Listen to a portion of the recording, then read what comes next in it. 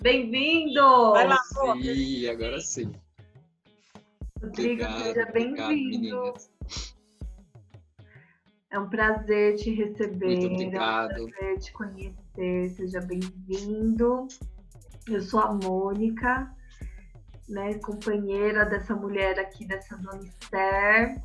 Juntas nós integramos o coletivo As Caracutás, que é um coletivo que pesquisa o teatro-dança, através das danças brasileiras, principalmente, e do teatro. Né? Então, a gente pesquisa as interseccionalidades. Eu consegui falar essa palavra, Esther, porque o desafio, desde o começo do coletivo, é eu falar essa palavra certa, entendeu? Mas a integração entre as danças brasileiras e o contemporâneo, né? E o teatro. Então, essas somos nós. Sim. Eu sou Mônica, sou atriz e me aventuro um pouquinho no palhaço. Essa sou eu. E aí a Esther pode se apresentar, né, Esther? Fala aí, quem é tu, mulher? Eu sou Esther, mas o Rodrigo já me conhece. Que honra. Ai, maravilhoso! Rô, então, né, a Mônica já apresentou as Caracutás. E é isso, a gente está buscando essa mistura de linguagens mesmo. E agora, neste momento, a gente está tentando não, nós estamos fazendo essas entrevistas, atividades, porque a gente quer muito ter contato com o pessoal e tecer uma rede mesmo, né? Criar diálogos, ampliar o nosso olhar, para além das nossas periferias, né? Tanto eu quanto a Mônica, a gente mora também na periferia, então é isso, a gente está pensando arte para os nossos, com os nossos, né? Com outros Sim. também, mas principalmente com os nossos. E a ideia é essa, tá? Sim. Então, sinta-se acolhido, sinta-se em casa. Este é um espaço seguro. E você é o primeiro homem a ser entrevistado. Oh, que honra, que honra. Primeira bicha dançante periférica. Primeira bicha maravilhosa, lacradora. Nossa, vamos que vamos, vamos que vamos. É nóis. Eu vou ler um poema, tá? Que eu pesquisei aqui para você. Só para a gente começar, meio que ter uma inspiração para esse primeiro momento, tá bom? O nome do poema é Sou Negro, por Solano Trindade. Sou negro. Meus avós foram queimados pelo sol da África. Minha alma recebeu o batismo dos tambores, atabaques, gonguês e agogôs. Contaram-me que meus avós vieram de Loanda, como mercadoria de baixo preço. Plantaram cana para o senhor de Engenho Novo e fundaram o primeiro maracatu. Depois, meu avô brigou comigo, brigou como um danado nas terras de Zumbi. Era valente como o quê? Na capoeira ou na faca, escreveu, não leu, o pau comeu. Não foi um pai João humilde e manso. Mesmo vovô não foi de brincadeira. Mesmo vovó não foi de brincadeira. Na Guerra dos Malês, ela se destacou. Na minha alma ficou o samba, o batuque, o bandoleio e o desejo de libertação. Certo? Para a gente começar aí pensando as nossas ancestralidades. E para além da ancestralidade, o que a gente faz com ela, né? É isso, tá bom? Vai lá, amor. Ah, sim. Rodrigo, querido, quem é você? Se apresente. Quem é esse artista? Porque, assim, eu ouvi muitas coisas sobre você. A Esther, né, compartilhou um pouquinho. Falou, Sim. Estamos tecendo esse diálogo e temos que ouvir essa pessoa. Eu falei, bora! Então se apresente, fale sobre a sua arte, sobre você.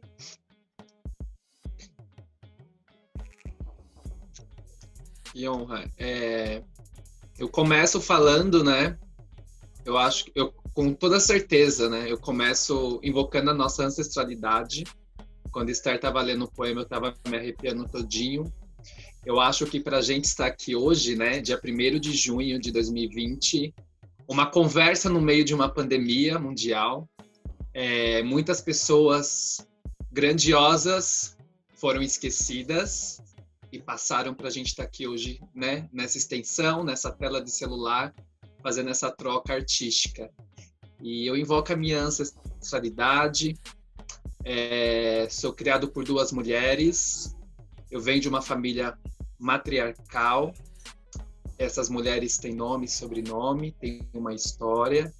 Então, antes de me apresentar, eu gostaria de compartilhar a vida delas, que é a Diolisina Rosa da Silva, minha avó de 86 anos, e a minha mãe, Denise Alcântara da Silva, de 50 anos. Moram aqui na periferia de São Paulo, no Itaim Paulista, e eu, Rodrigo, antigamente eu falava que eu era da dança, né? Eu não sei, hoje eu não sou mais, né? Como que eu posso dizer? Eu acho que a gente vai além dessa palavra, né? Eu me coloco nesse lugar. Eu acho que o defeito de nós, artistas, desse lado, né? É sempre querer separar as coisas, né? Você toca violão, você só vai tocar violão. Você dança, você só dança. Você é uma atriz do clown, você é só uma atriz, né, do clown, da palhaçaria. Você é uma atriz de musical. Eu acho que eu começo por mim desmistificar essas coisas, né? Eu falo, né? Eu acredito no desmistificar da própria palavra artista, né? A gente já vem de uma estrutura que o artista é só aquele que aparece na Globo, e não desmerecendo os artistas que, né, que chega nesse lugar, mas é só o artista que a gente ouve nas rádios. E eu já começo a desmistificar essa palavra, né? Então, hoje, para eu estar aqui falando com vocês, eu venho de um espaço cultural também que me dá todo o suporte. E hoje, né, para eu ser o Rodrigo, para falar sobre arte, para desmistificar essa palavra, o que é ser artista na periferia, o que é ser artista no centro, né? O que é ser artista no seu interior, eu acredito muito nisso. Tem uma frase que eu carrego junto comigo que quem esquece de onde veio, não sabe para onde vai. Então, eu sempre lembro, né, da minha ancestralidade como poema, né, que Esther leu, Sou Negro, e como essa ancestralidade é a nossa missão.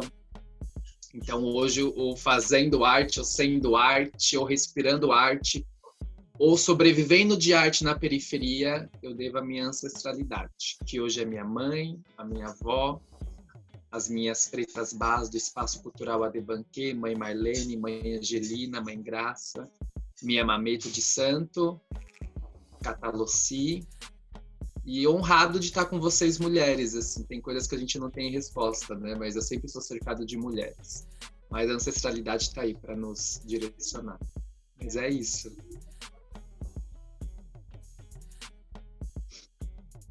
Lindeza, né? Ai, gratidão por compartilhar essa lindeza com a gente. Gostaria que você falasse também um pouquinho sobre a sua proposta, né, que você tratou, que você relatou hoje cedo, ontem para mim, que era Mulheres em Cena. Então, eu gostaria que você falasse um pouquinho sobre isso, o que te despertou, por quê, enfim.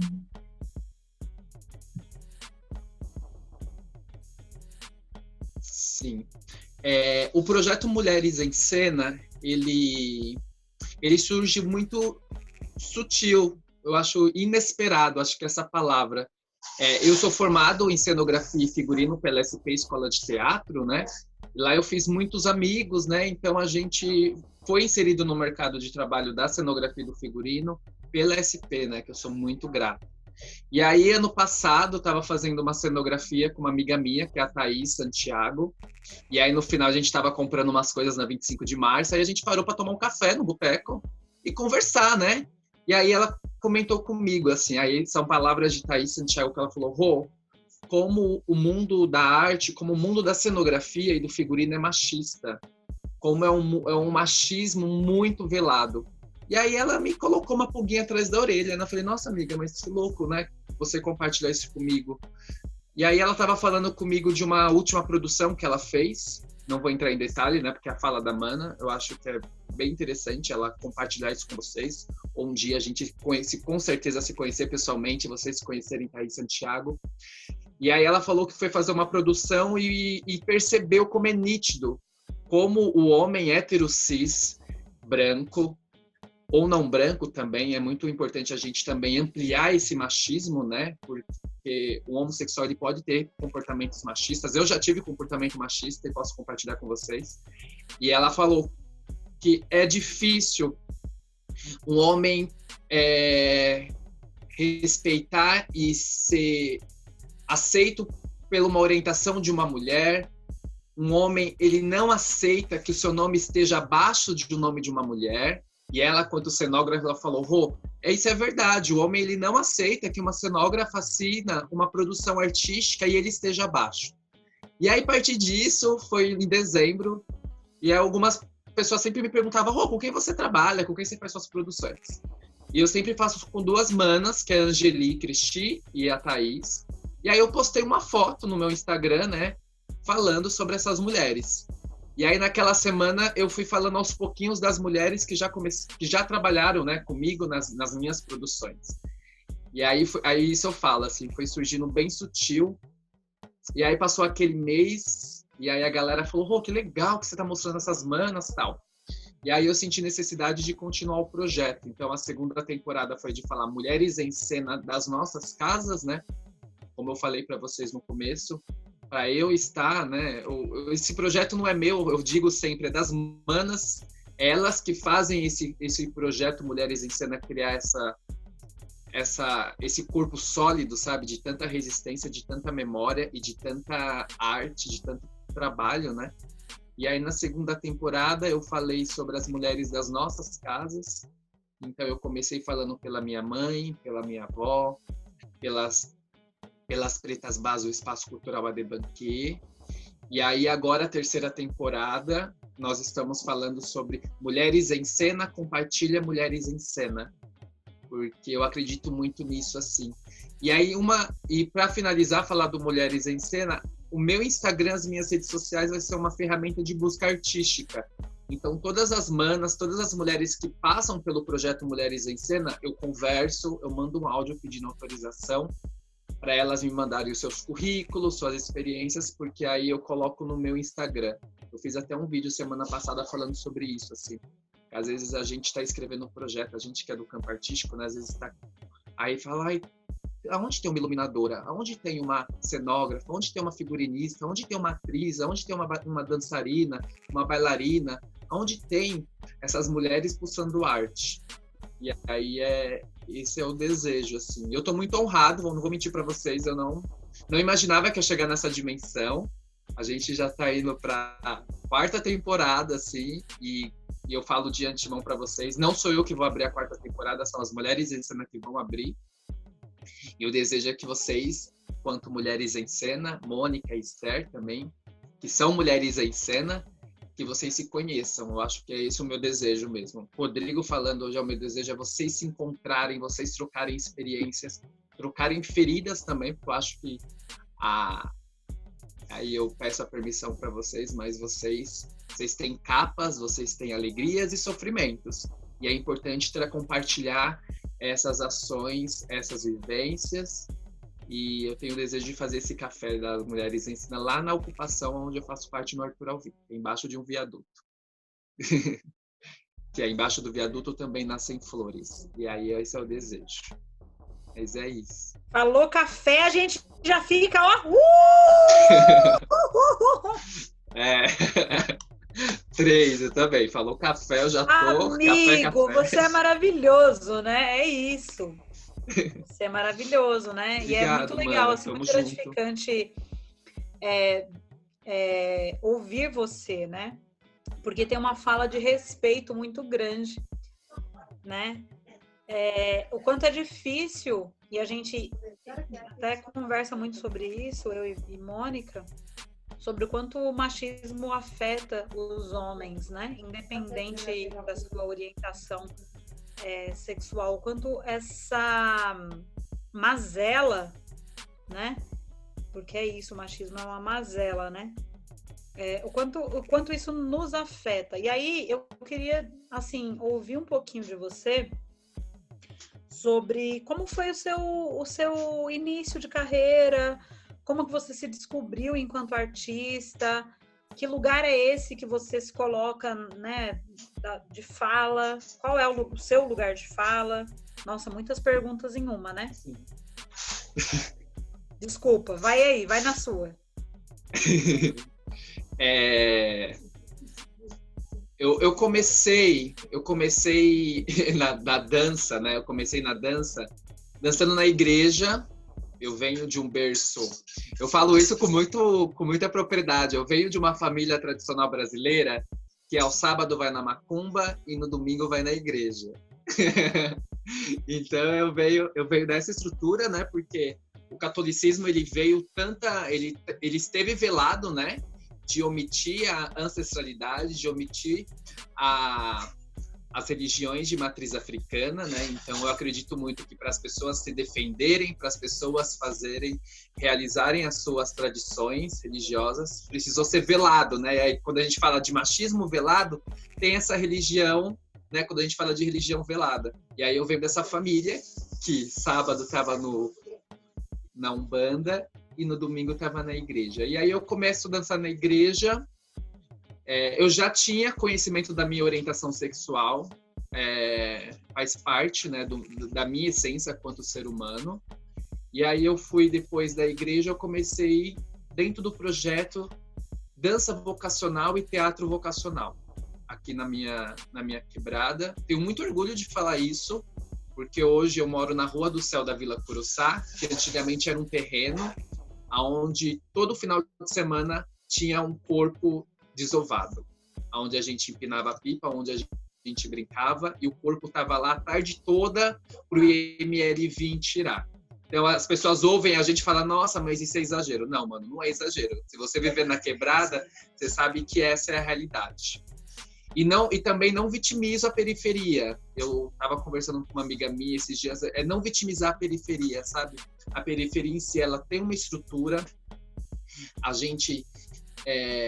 É muito complexo falar isso, porque eu falo isso dentro do meu trabalho, do Diário de um Certo Artista. A gente não pode generalizar as periferias, porque a nossa periferia de São Paulo, eu digo isso sendo artista da quebrada e super aberto a discussões ainda somos periferias privilegiadas.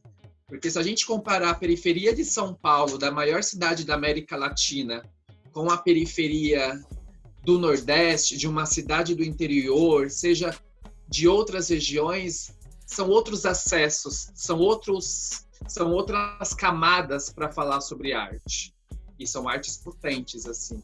Então, eu venho da dança vocacional, do teatro vocacional, passei por incríveis artistas.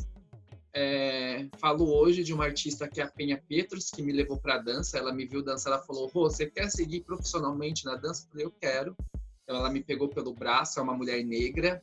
Hoje ela reside num espaço de acolhimento para artistas, né? Ela é uma artista sozinha na cidade de São Paulo.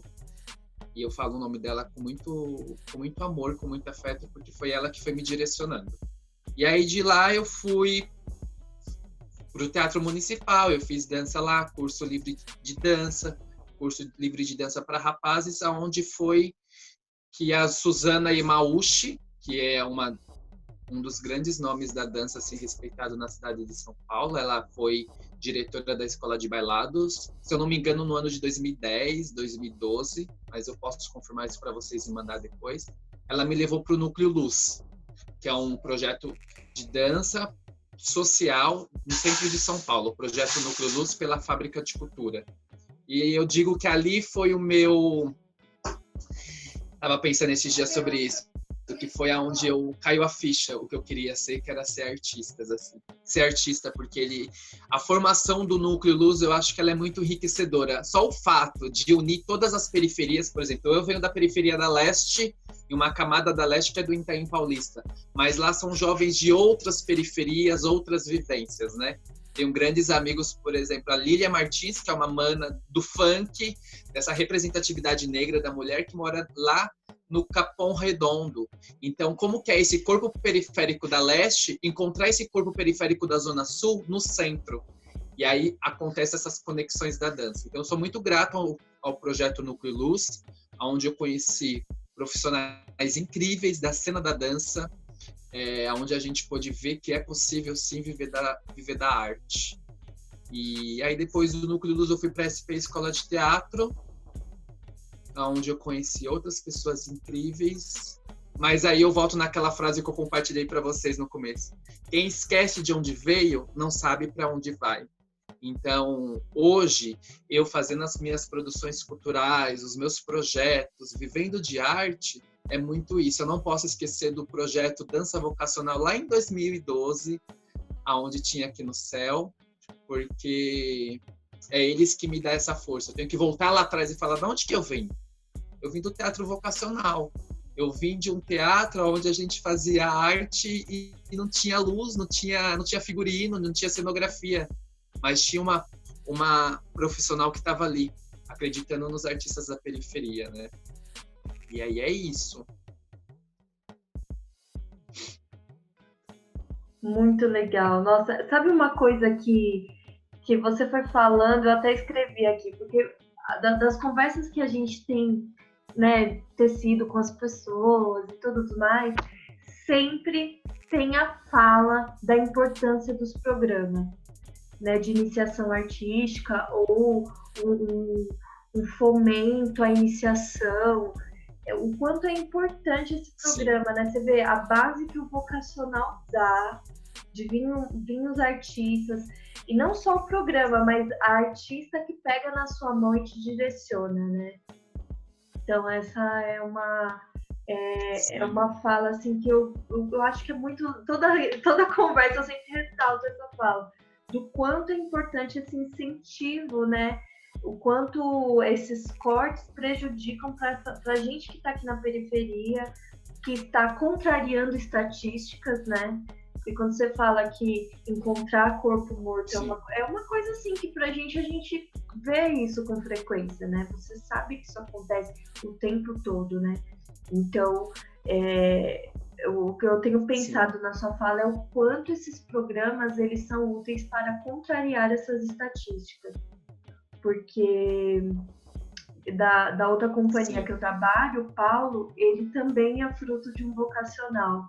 E a fala dele é muito parecida com a sua quando diz assim: eu tenho muito orgulho de falar que eu sou do vocacional. Para você ver o quanto esse projeto é construído com muito amor, né? Ele traz um impacto mesmo na vida, né? Na formação do ser, que é artista, né? Sim. E eu concordo com você, Mônica, e eu até coloco...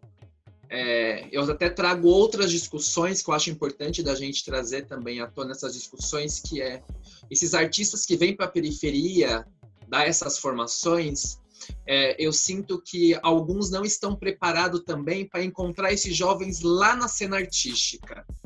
E não que eu coloque fogo no parquinho, não é isso, mas eu, sendo artista de quebrada e indo também para o centro e tendo esses acessos, eu acredito que alguns não estão preparados a dividir a cena com a gente.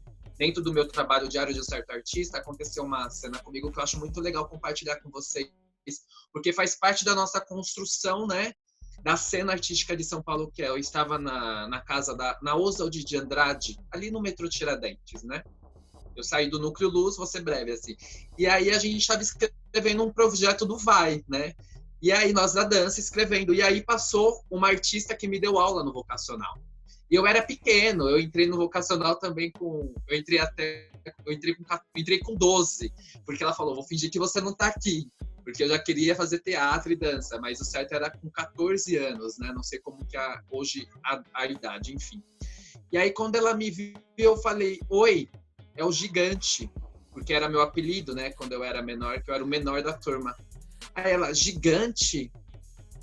Eu o gigante do vocacional. Aí ela olhou para mim e falou, o que você está fazendo aqui? Então eu também trago essa reflexão. O que o artista da periferia está fazendo na Oswald de Andrade? O que o artista da periferia está tendo acesso a políticas públicas? Que é um VAI, que é um PROAC, que é um fomento, que a gente sabe que o fomento é uma das políticas públicas, se eu não me engano, uma das maiores políticas de incentivo financeiro, né, para as companhias da cidade de São Paulo. E aí me leva a refletir até que onde vai essa fronteira do artista da periferia que vai para o centro. E eu não estou vitimizando nós da periferia, ressalto isso. Mas é a capacidade que nós temos de ser inseridos no mercado de trabalho artístico. Então me leva a este questionamento também, que desmistifica, né? Que desmistifica e potencializa, né? Quando ela me vê na Oswald e fala assim, eu sou um artista que estou aqui escrevendo um projeto, estou usando esse espaço, porque lá atrás você me deu força. Lá atrás você me deu engajamento para hoje estar aqui. Só um adentro, assim, compartilhar com vocês, que eu acho muito importante também. Muito legal, né? Porque é muito legal a gente ver o quanto as nossas conversas se encontram, né? Por exemplo, da questão de Esther e eu, somos mulheres periféricas e que ia até a Vila Madalena para poder estudar um conceito de uma coisa que é praticada nas periferias. E o mais engraçado é que, tipo, a prática, né, das danças brasileiras, que tem toda essa periferia que é praticada e tudo mais, é feita, é uma cultura viva. E aí nós íamos para a Vila Madalena para aprender isso, por pessoas que estavam reproduzindo isso, estudaram para isso e tudo mais. Mas aí entra nesse lugar que você fala, a gente, putz, somos artistas, estamos na periferia, mas a gente precisa cruzar a cidade. E entra nesse lugar mesmo que você está falando, né, Esther, as pessoas não entendem também que esse lugar também pode ser nosso. E a gente pode escolher onde nós queremos estar, mas também nós queremos o nosso aperfeiçoamento dentro do nosso território, né? E não cruzar essa cidade também. Sim, concordo. Para isso, né? Então, além da formação que a gente carece, a gente também precisa, me parece, aprender a lidar com os egos, né, dos artistas que lá estão. E o quanto isso é muito vivo, né? Infelizmente, né? Porque isso tem a ver, na verdade, com privilégio, né? Isso tem muito a ver com privilégio, né? Então, eu tenho um privilégio de ter, de repente, nascido num berço artístico no centro da cidade, de São Paulo, né? Uma das maiores cidades da América Latina. Então, eu tenho esse privilégio de estar aqui, de vivenciar tudo isso, e aí, quando eu encontro alguém que tem potencial e que está tentando, eu começo a olhar para essa pessoa de um outro, eu estendo a mão num primeiro momento, tem essa dualidade, né? Eu estendo a mão num primeiro momento. Faz o seu projeto social. E depois, quando eu vejo que aquela pessoa chegou até onde eu estava, aí eu falo, como assim? O que aconteceu? Sim. Quem é você, né? Então, eu acho muito louco, assim, ouvir essa fala do Rô, né? E aí eu acho que tem uma coisa muito louca, assim, que é esse lugar, né? Eu tenho orgulho de ser do vocacional, né? E aí eu acho que tem uma coisa que é anterior ao vocacional, que eu acho que todo artista da periferia, se não todo, mas pelo menos grande parte dos artistas da periferia, passam pela arte, primeiro pela igreja. E aí, eu acho que isso é uma coisa muito louca, assim, porque a gente precisa olhar para isso, né? Porque a gente tem orgulho e não estou diminuindo, tá, o vocacional, não é isso. Pelo contrário. Sim, mas que a gente tem muito orgulho de dizer, eu vim do vocacional, né? Eu sou do vocacional, tenho orgulho de ser do vocacional. Mas anterior a isso, existiu alguma coisa em algum outro lugar que, por mais que seja cheio de suas contradições, né? E aí eu me coloco nessa questão, assim, quem de nós não vive a contrariedade? Quem de nós não vive a contradição, né? Eu vivo a contradição todos os dias. Eu, falando assim, por mim, eu vivo a contradição todos os dias, né? De ser mulher negra de pele clara, de ser mulher que tá na periferia, mas que tem pós-graduação. Várias pessoas me perguntam, como assim? Como assim? Você mora na periferia e você tá fazendo mestrado? Vai fazer mestrado? Como assim? Né? Então, são lugares que a gente precisa olhar, né? Então, retomando lá a questão da igreja, eu acho que também a gente precisa olhar para essa questão, né? O quanto a igreja, ela faz o papel primário, né? Que seria um papel do Estado, né? Seria um papel do Estado, de políticas públicas, de um lugar de democratização em algumas instâncias, né? Porque você começa a aprender um pouco sobre política dentro da igreja, né? Se você não tem isso na sua casa, dentro da igreja você vai ter, direta ou indiretamente, mas você vai ter, né? Então eu queria, assim, que a gente, daqui a pouco a gente vai ter que fazer uma outra chamada, né? Então eu queria que a gente falasse um pouquinho também desse lugar, né? Dessa chave. Quando é que a gente, enfim, será que a gente vira artista? Será que a gente se torna artista?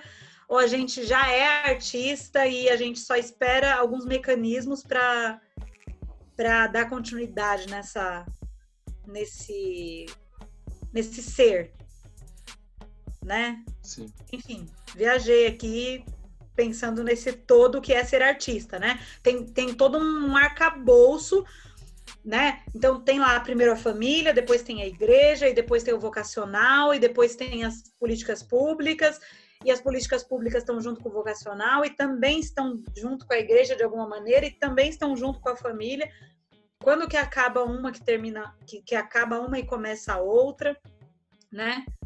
E acho que é legal a gente pensar sobre, né? Por que a periferia e a arte e a igreja estão assim, tão intrinsecamente ligadas?